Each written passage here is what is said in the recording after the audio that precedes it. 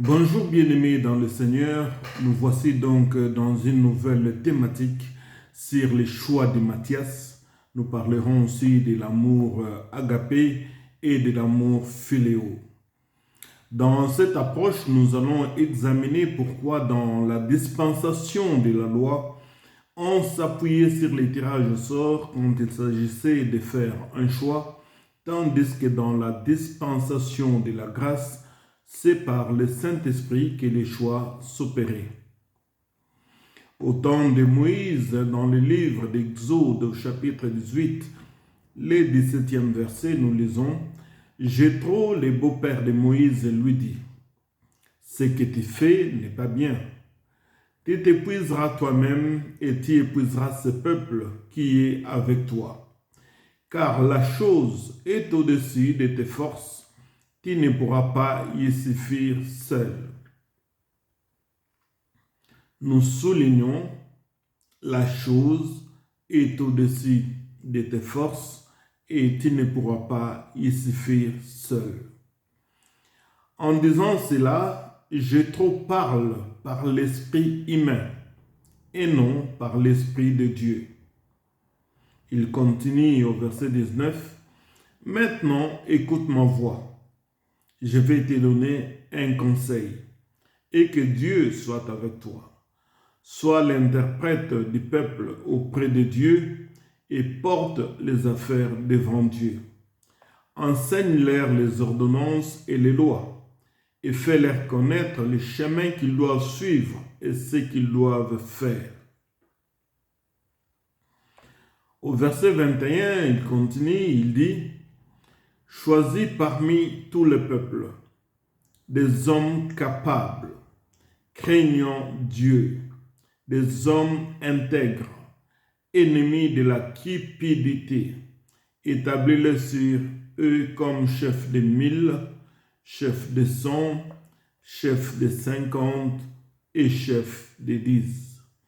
Qu'ils jugent le peuple en tout temps et qu'ils portent devant toi toutes les affaires importantes et qu'ils prononcent eux-mêmes sur les petites causes.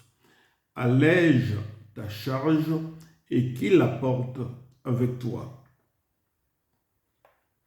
Au verset 23, il dit « Si tu fais cela et que Dieu te donne des ordres, tu pourras y suffire et tout ce peuple parviendra heureusement à sa destination. » Moïse, fils d'Amram et Jochebed, écouta la voix de son beau-père Jéthro et fit tout ce qu'il avait dit.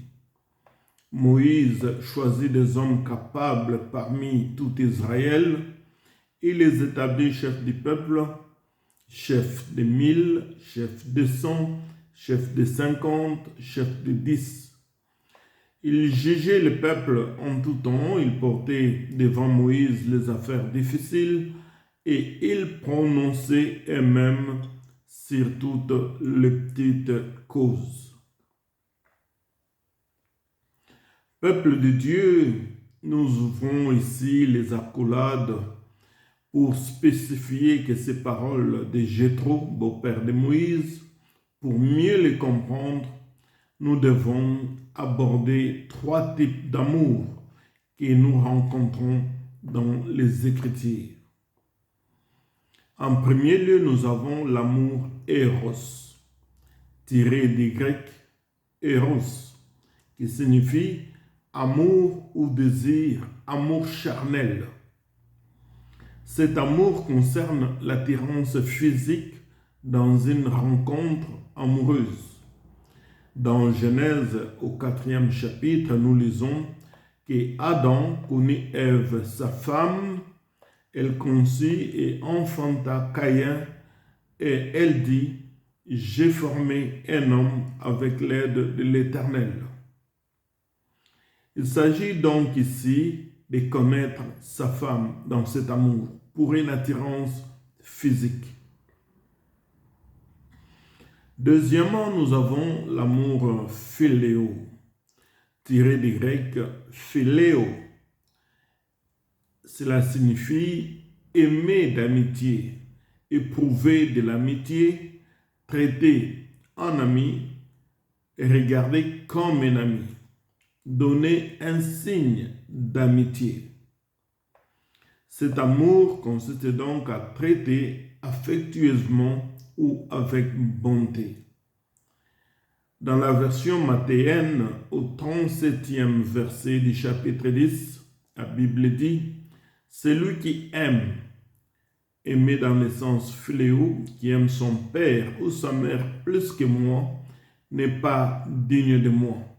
Celui qui aime, dans le sens philéo, son fils ou sa fille plus que moi, n'est pas digne de moi. »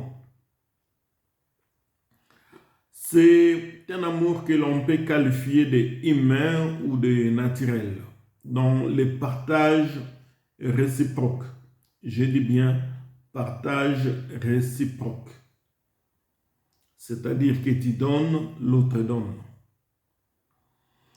Et troisièmement, nous avons l'amour agapé, tiré des Grecs agapao, signifie aimer d'un vrai amour.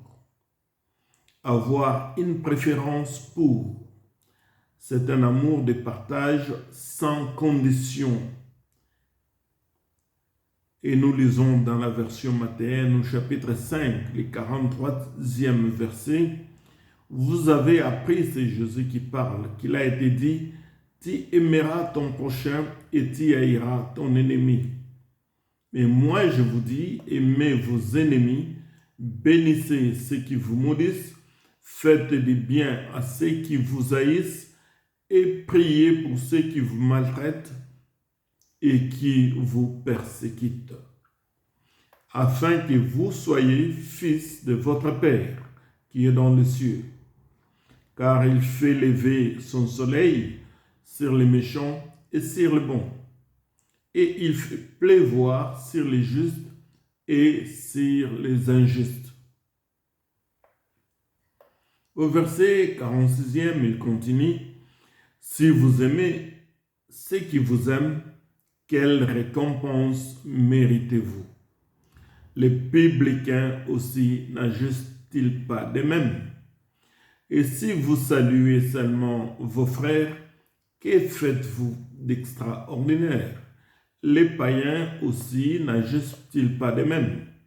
Soyez donc parfaits, comme votre Père céleste est parfait. » Eh bien, cet amour philéo est décrit par Paul dans 1 Corinthiens au chapitre 13. L'homme de Damas, l'apôtre Paul, déclare « L'amour est patient, il est plein de bonté, la charité n'est point enviée, l'amour ne se vante point, elle ne s'enfle point d'orgueil, elle ne fait rien de malhonnête, elle ne cherche point son intérêt, elle ne s'irrite pas, elle ne soupçonne point le mal, elle ne se réjouit point de l'injustice, mais elle se réjouit de la vérité. » Au verset 7, il continue, « L'amour excuse tout, elle croit tout, elle espère tout, elle supporte tout. L'amour ne périt jamais, les prophéties prendront fin, les langues cesseront, la connaissance disparaîtra. » L'amour agapé est si fort et si puissant qu'il ne tarit jamais. Dieu nous aime de cet amour et c'est aussi de cette manière que nous devons aimer Dieu. Aimer Dieu pour ce qu'il est et non pour ce qu'il peut nous donner. Cet amour ne dépend pas des circonstances et cet amour n'attend rien en retour. Les chrétiens que nous sommes, nous devons dépasser le niveau de l'amour philéo, l'amour humain, pour atteindre l'amour agapé. L'amour agapé, en fait, est un amour inconditionnel, sans condition. Vous savez, quand Jésus-Christ posa 3 fois la question à Pierre, en disant dans la version johannique au chapitre 21, le 17e verset,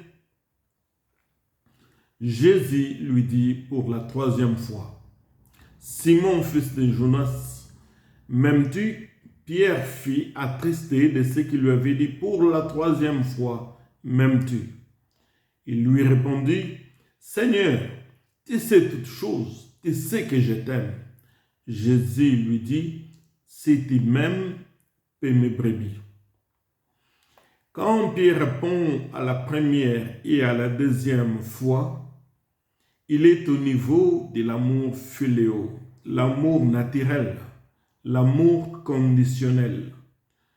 Mais Jésus-Christ veut l'amener au niveau de l'amour agapé, consistant à aimer Dieu de tout son cœur.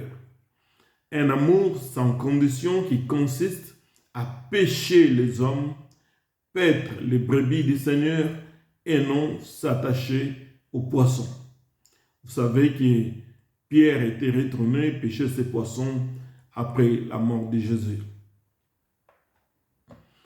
Pour revenir au beau-père des fils d'Amram et Jochebed, Moïse, quand Jéthro parla donc à son beau-fils Moïse de choisir les hommes avec qui il va diviser la charge du travail, c'est par souci humain, par amour naturel, de voir ses beaux-fils du matin au soir accroupis là sous l'arbre en train de juger ses frères, c'était fatigant. Donc quand Jéthro lui suggère de partager ce travail, c'est par amour philéo qui consiste à ne pas voir Moïse succomber sous le poids de conduire un peuple aussi nombreux. Ce conseil de Jéthro était un bon conseil, mais un conseil limité car il venait de la pensée humaine.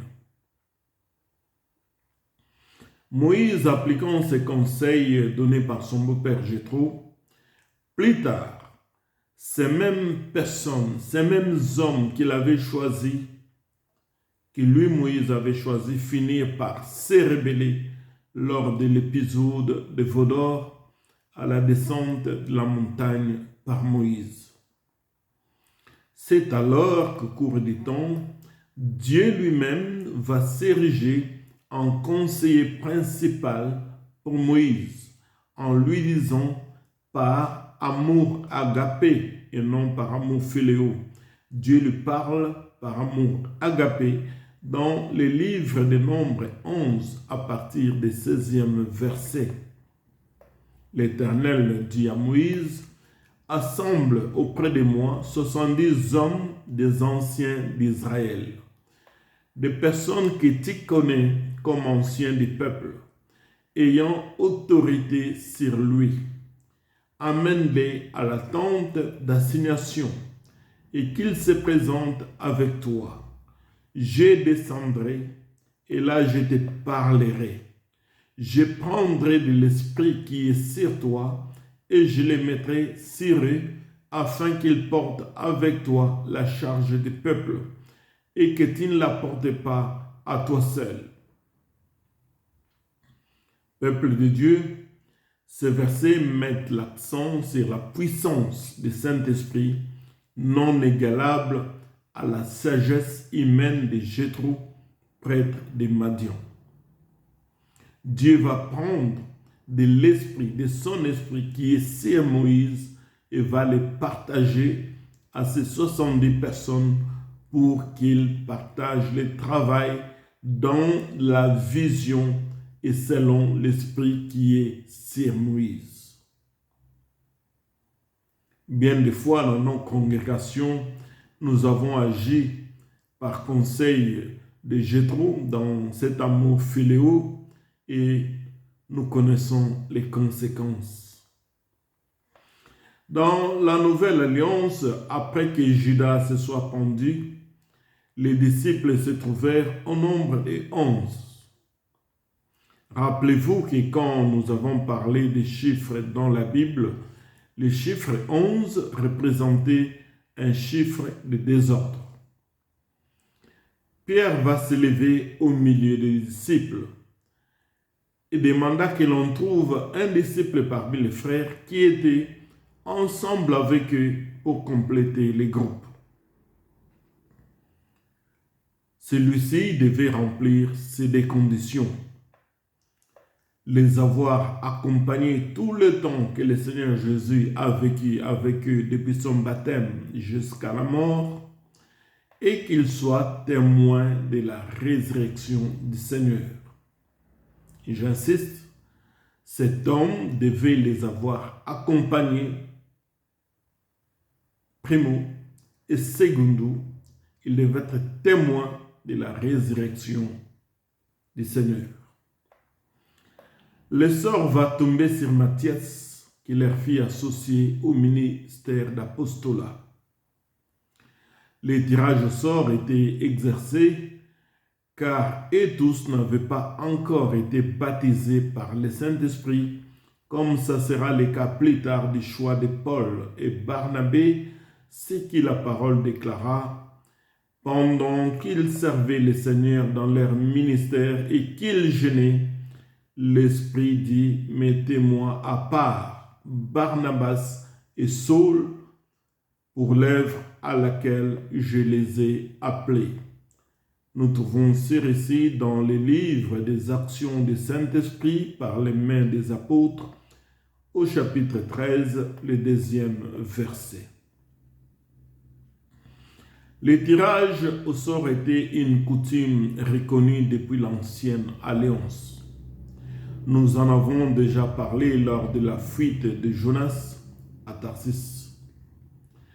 Les disciples appliquèrent ces modes opératoires car le Saint-Esprit n'était pas encore descendu sur eux, selon la promesse qu'avait donnée Jésus-Christ.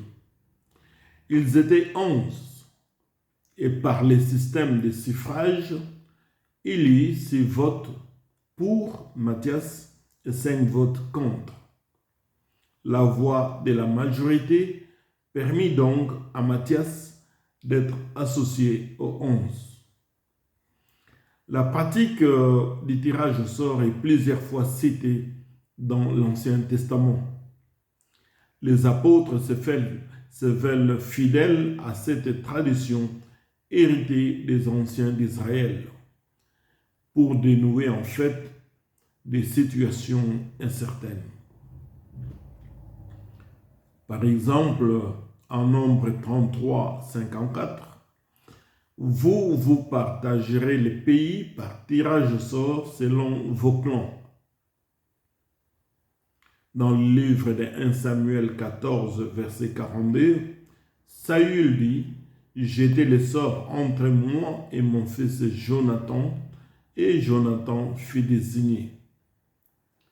Dans 1 Chronique 24, 5, les uns comme les autres, on les répartit en tirant au sort, et tant d'autres encore. Donc, tirer au sort dans la coutume juive était un appel solennel à Dieu afin de s'assurer que sa volonté serait accomplie. Bien-aimés de Dieu, aujourd'hui dans la nouvelle alliance, alors que l'Esprit de Dieu est descendu, répandu depuis Pentecôte, on ne parle plus de tirage au sort. Avec la naissance de l'Église, le tirage au sort disparaît pour laisser place au Saint-Esprit pour guider le peuple de Dieu. En conclusion, dans cette leçon, chacun d'entre nous, parmi tous les étudiants, nous devons nous poser la question: de quel amour sommes-nous animés dans l'œuvre de Dieu? De l'amour philéo ou de l'amour agapé? Nous devons quitter ce niveau de l'amour philéo et atteindre l'amour agapé, inconditionnel, donné sans attendre rien en retour. Nous closerons donc cette thématique en vous disant merci de nous avoir suivis. Et si c'est la première fois que vous écoutez cette vidéo, ne tardez pas à vous abonner sur cette chaîne YouTube afin de vous mettre au courant de toutes les leçons que nous avons données jusqu'en ce jour. Que Dieu vous bénisse, ce fut un grand plaisir de vous parler et de vous compter parmi nos auditeurs et pourquoi pas parmi ceux qui apprennent pour pouvoir accomplir ce qu'a dit Daniel au chapitre 12. Dans les derniers jours, la connaissance augmentera. Que Dieu vous bénisse.